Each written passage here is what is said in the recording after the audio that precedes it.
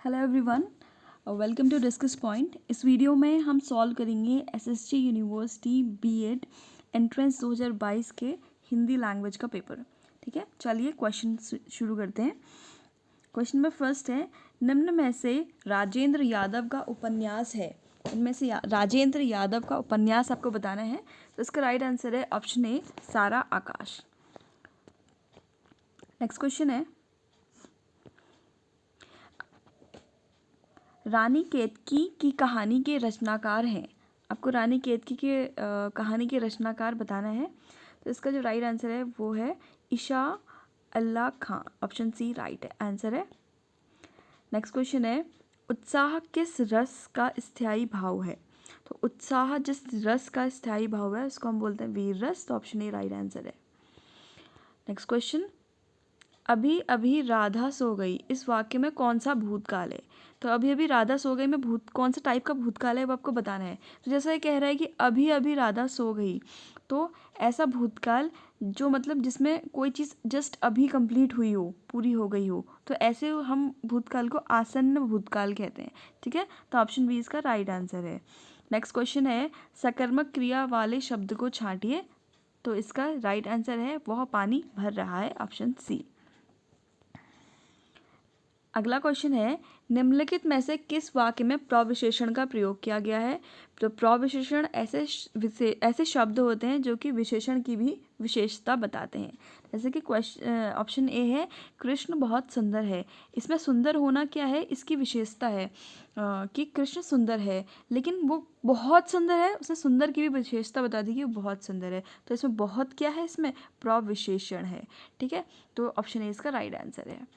Next question है, अनावश्यक शब्द के प्रयोग के कारण अशुद्ध वाक्य है जिसमें कुछ एक्स्ट्रा शब्द यूज़ किया गया है, उसकी वजह से वो शब्द जो है अशुद्ध हो जा रहा है। तो ऐसा वाक्य आपको बताना है। तो इसका राइट आंसर है ऑप्शन ए, सुबह बच्चे स्कूल को जाते हैं। तो अगर हम इस सेंटेंस को ऐसे ना बोल के ऐसे बोले, सुबह बच्चे स्कूल जाते हैं, तो ये क्या था, सही आंसर, सही सेंटेंस था।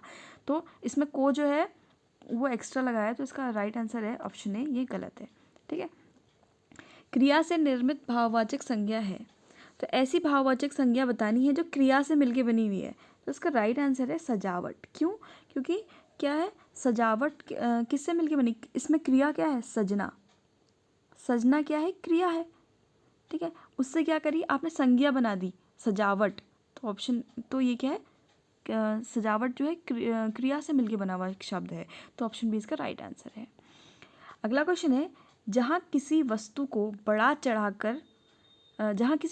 बड़ा चढ़ाकर किया गया झूठा वर्णन प्रतीत हो, वहाँ कौन सा अलंकार है।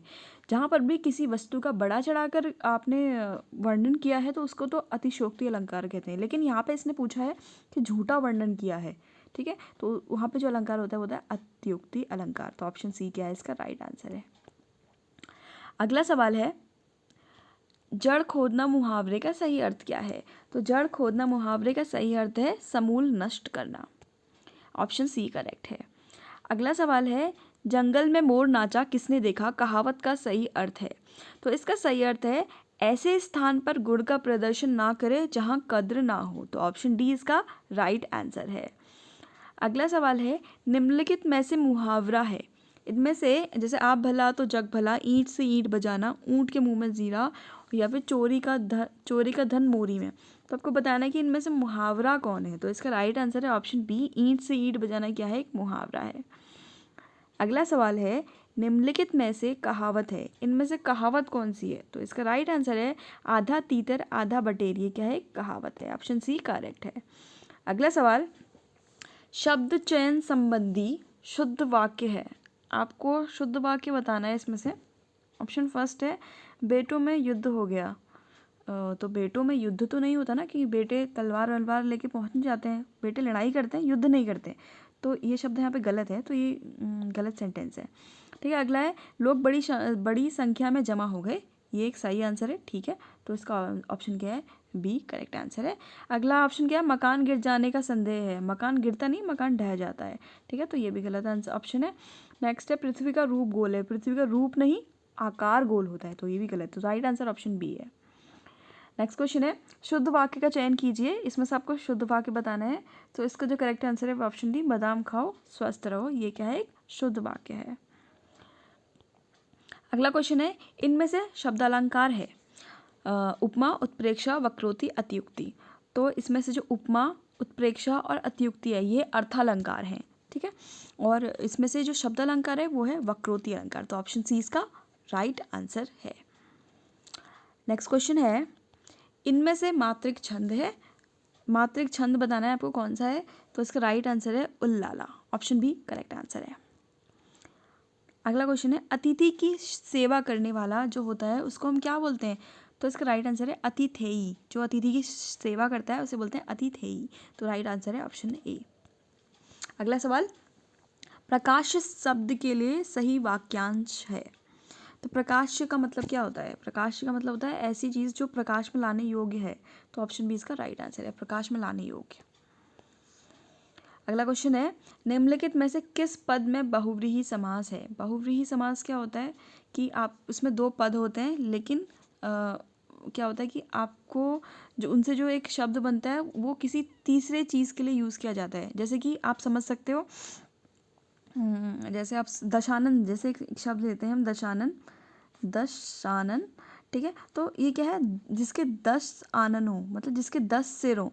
तो इसमें क्या है दो शब्द हैं, एक तो 10 और एक आनन, ठीक है। दो पद हैं लेकिन ये किसके लिए यूज़ किया जाता है, ये वर्ड रावण के लिए यूज़ किया। तो इसमें एक तीसरा शब्द और आ जाता है।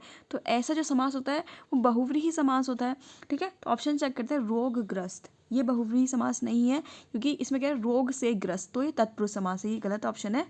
अगला है पंचवटी, इसमें पंच जहाँ पे भी आपको कोई नंबर का यूज़ किया गया है उसको बोलते हैं द्विगु समास। तो ये भी नहीं है। बहुव्रीहि तो ये सही है। और एकाएक ये क्या है द्वंद्व समास है, जिसमें दोनों जो शब्द होते हैं उनमें से एक जो होता है उनमें से आप ये नहीं बता सकते कौन सा प्रधान है कौन सा गौण है, ठीक है। तो इसका राइट आंसर क्या है, ऑप्शन सी बहुव्रीहि समास। अगला क्वेश्चन है शांत रस का स्थायी भाव है। शांत रस का जो स्थायी भाव है वो है वैराग्य, या फिर इसको निर्वेद भी कहते हैं। तो ऑप्शन डी राइट आंसर है। अगला सवाल है दाल रोटी में कौन सा समास है। देखिए जो दाल और रोटी जो दोनों पद हैं वो क्या है, हम इसमें ये नहीं बता सकते कौन सा प्रधान है। तो ऐसा समास जो होता है वो द्वंद्व समास कहलाता है। तो इसका राइट आंसर है ऑप्शन ए। अगला सवाल निष्कपट का संधि विच्छेद है। निष्कपट का संधि विच्छेद होता है निःकपट, इसमें हम बोलते हैं विसर्ग संधि है, ठीक है। तो इसका ऑप्शन डी राइट आंसर है। इसमें ऐसा भी पूछ सकता है कि इसमें कौन सी संधि कौन सी है। अभी तो इसने विच्छेद करो पूछा, संधि पूछता तो विसर्ग संधि होती। अगला क्वेश्चन है अत्यल्प में प्रयुक्त संधि कौन सी है। इसमें जो प्रयुक्त संधि है वो है यण संधि। कैसे है, जब भी आपको किसी की संधि निकालनी होती है, संधि बतानी होती है, तो आप क्या करो उसको उस शब्द को तोड़ लो कि वो बना कैसे है। तो कैसे बना है, अति प्लस अल्प से मिलके बना है, ठीक है। तो इसका लास्ट शब्द क्या था, ई, और इसका क्या है ओ। तो जब ई और ओ मिलके बनाते हैं यो, तो ये कौन सी संधि होती है, यण संधि होती है। तो इसका राइट आंसर क्या है, ऑप्शन सी। अगला सवाल क्या है आराधन में, आराधन शब्द में प्रत्यय है। इसमें प्रत्यय कौन सा है, आराधन में प्रत्यय है ऑप्शन ए अन। अगला सवाल है निरंजन शब्द में उपसर्ग है। इसमें जो उपसर्ग है ना वो है निरंजन, निर है, ठीक है। तो ऑप्शन बी क्या है इसका करेक्ट आंसर है। अगला है उन्नति शब्द में उपसर्ग है। उन्नति जो होता है उसका जो संधि विच्छेद करोगे तो वो क्या होता है उत्नति, उत, ठीक है, उत्नति। तो इसमें प्रत्यय क्या है उत।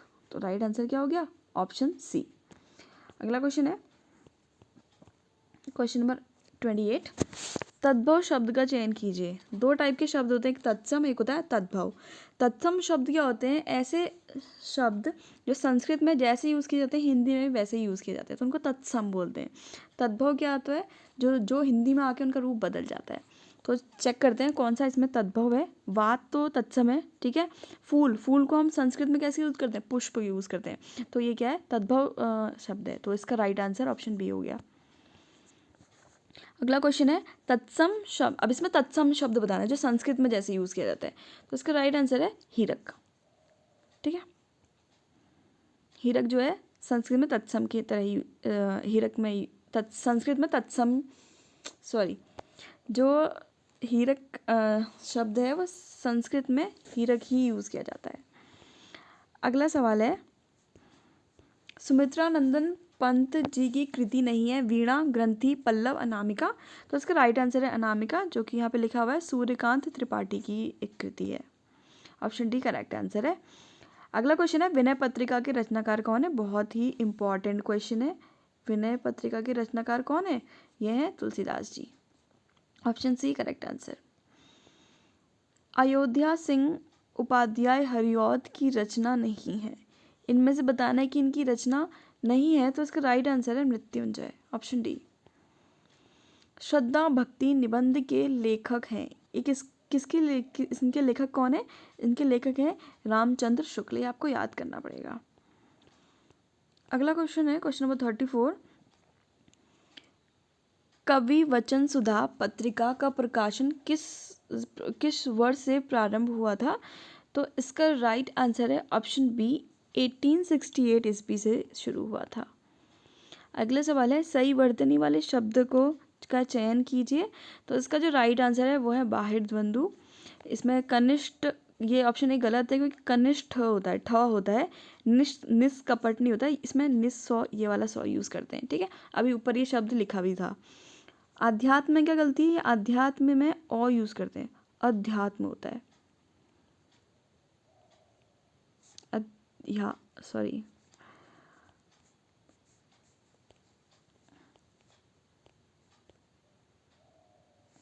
सॉरी इसको ऐसे लिखते हैं, अध्यात्म यहाँ पे लिख देती हूँ,